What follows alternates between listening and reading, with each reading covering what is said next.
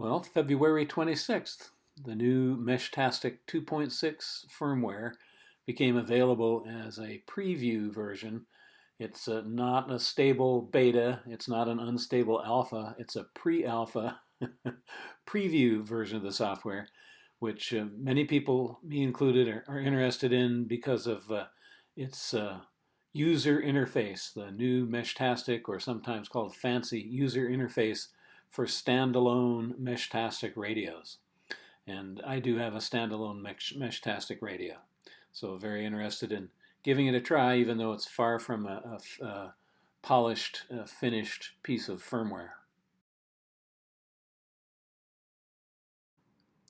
If you visit the Meshtastic firmware flashing website, which is flasher.meshtastic.org, you won't find version 2.6 of the firmware available there unless you first enter in the Konami code.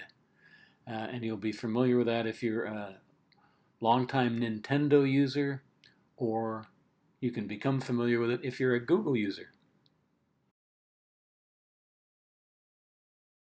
By standalone Meshtastic radio, we mean one that does not require a phone for its ordinary everyday operation. And since my device, this Seeed Studio SenseCap Indicator, it's called SenseCap because it has a capacitive touchscreen. Since it's standalone and does not require the use of an Android or iPhone, any smartphone to control it, it doesn't have any source of information about what the correct time is or its own location. And so I have affixed a GPS unit, a plug-in GPS unit to the back of it, and you can see the antenna for the GPS stuck to the top of the SenseCap indicator. And it's also, I have it sitting on top of a cell phone charging battery because it does not have an internal battery either. But does not require the use of a phone, except for certain things that you need to configure that are not available from the touchscreen. But once you have it configured, then you don't need to use the phone with it. Here's how the home screen looks. Below that, on the left, the list of icons there. On the left, the second one is for the list of nodes that your radio has received status reports from. The third one is the list of channels that are available to you. The fourth one is a list of active chats that are going on, conversations that are taking place either on one of your channels or a direct message chat. The fifth icon is the map icon, and the last one, the sixth one, is for settings, and we'll take a look at those. Going to the node list, we have a nice scrollable list of nodes. Unfortunately, they can't be searched. You can't filter them by typing in 2 or 3 letters of the node name, but you can scroll through them, which is a big improvement over the preceding user interface for standalone radios, which you had to swipe through one at a time the list of nodes. And there was no information other than just the node name there. This has got some information. It does not, however, have the charge level, which is something I would like to see so that I can check charge level on other radios around here. If you long press on one of the node names from this node list, then you'll open up a screen that will allow you to send a direct message to that node. And if you press on the tiny little keyboard icon in the lower right-hand corner, you'll get a keyboard where you can start typing in your message. Here I am sending a message to N4RLI Solar 2. Pressing the check mark on the lower right-hand corner of the keyboard will send the message, and once it's sent, it will appear on your screen, possibly very briefly with a yellow border around it, while it's waiting to have that message that outgoing message acknowledged by some radio or other. And then if it is acknowledged, the border will change color. And if you get if you are not successful in beginning a direct message conversation because your your target doesn't hear your message and respond to it and acknowledge it also, then you'll get up in the upper left-hand corner by the name of the node you're trying to contact, you'll get a cloud with a slash through it.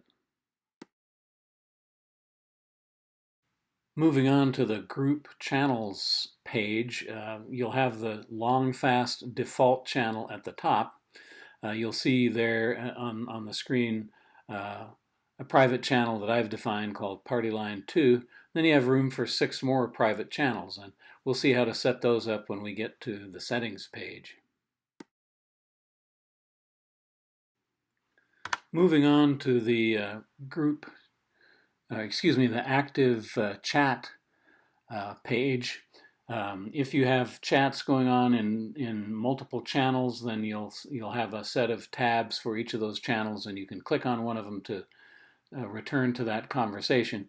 If you want to begin a conversation on a channel that is not displayed in the active chat screen, then you just go back to the previous screen for group channels and pick one. Click on it, and then it will be available when you go to the active chats page.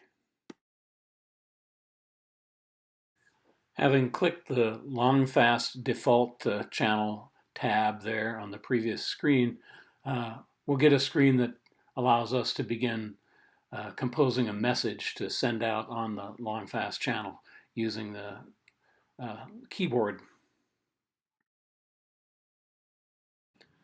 The map page is pretty primitive. If you fiddle with the zoom a little bit and also play around with the left, right, up, down arrow keys, you probably will be able to see a lot of the nodes that are around you, and maybe even their names, and if you're real lucky, the distance to those nodes. But you have to be careful not to zoom out too far, or you won't see that. And by the way, there apparently are map tiles available somewhere, which you can put on an SD card and insert that into your standalone radio and be able to see actual map background to the nodes that are shown on your map screen. I haven't played around with that yet, but that sounds like a fun thing to do. Moving on to the last icon on the left-hand side, the settings icon. Clicking it gives you this list of settings that you can control from the screen of your standalone radio. If you click on the channel option there, then you can set private channels in addition to the default long fast channel. You'll see that in addition to the one private channel called Party Line 2 that I have already defined here, there are 6 more slots for you to enter in private channels, names, and pre-shared keys. While there are quite a few things that you can set, configuration settings here on the standalone user interface screen, there are some things that you'll want to connect to your radio by Bluetooth and set with your app. And so you go down to the bottom option here, the reboot/shutdown, and click on it.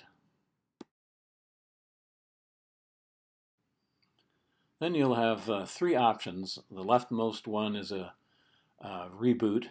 The rightmost option is shutdown, and the middle option is go to Bluetooth and allow a Bluetooth app from a external device, a phone, for example, to control the radio and in my case make the thing I'm most interested in is configuration settings.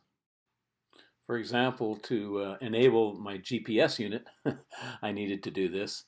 Also to set the precision with which your location is given based on GPS coordinates, and also to set the time zone so that we don't get Greenwich Mean Time or Universal Time Coordinated, but in my case, Eastern Time. And so that requires using the Posix Time Zone. You need to Google Posix Time Zone and get a list. In my case, my Posix Time Zone is EDT5EST, M3.2.0, M11.1.0. So it's something you're going to have to look up and then enter that in. And then lo and behold, my device displays, as you'll see on the time display here, Eastern Daylight Time, Eastern Standard Time, and then tomorrow's going to be Eastern Daylight Time. Well, the Meshtastic 2.6 preview firmware is a lot of fun to play with. I realize that there are going to be lots of things that need to be addressed with updates, and I anxiously await their arrival. If you decide to download it, have fun.